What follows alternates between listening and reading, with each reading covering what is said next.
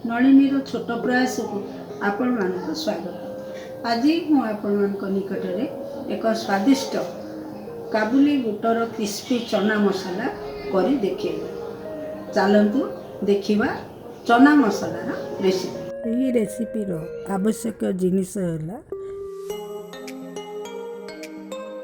200 ग्राम काबुली बुट, 3टी कटा पियाज, 4-5टी कटा होइतिबा रसुण कोला, छोट कटा होइतिबा अदा, गोटिए कटा होइतिबा कैप्सिकम, 2टी कटा कंचा लंका, 5-6 चामच कॉर्नफ्लोर, 2 चामच टमाटो सॉस, 2 चामच सोया सॉस, 2 चामच विनेगार, 1 चामच चिली सॉस, स्वाद अनुसार लुण और छणा होगापाई रिफाइन तेल।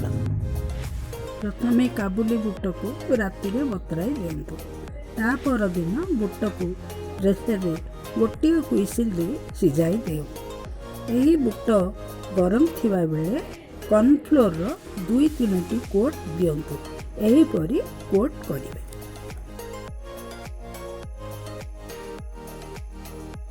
यहाँ पर गैस रे कड़ाई बसे तेल गरम करंतु। गरम हो जिबा परे कोटिंग होइतिबा बुट को अल्प बादामी रंग को छाणी दियंतु।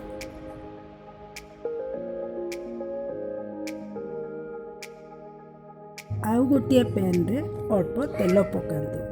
तेल गरम हेले कटा होइतिबा रसुण अदा पकांतु। किछि समय पर लंका, पियाज,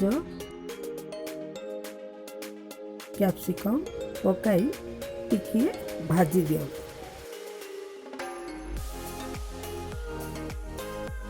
तापरे soya sauce, vinegar,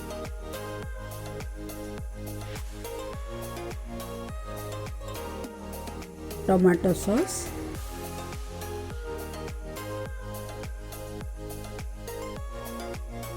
chilli sauce,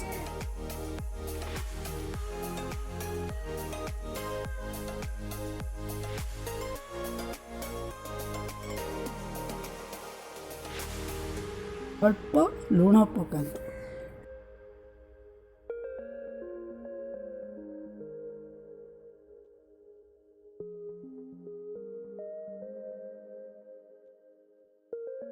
यापरे गोटे गिनारे किछि कॉर्नफ्लोर को नहीं पानी पकाई गोलाई एक मिश्रण प्रस्तुत करंतु। यही मिश्रण को हजारे पकाई गोलांतु।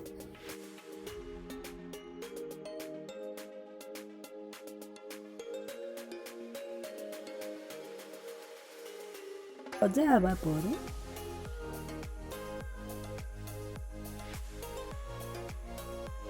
छणा होइतिबा बुट को एथिरे पकाई दियंतु। सबु गोलाई दियंतु। एही परी आपणकर क्रिस्पी चना मसाला तैयारी होई गला।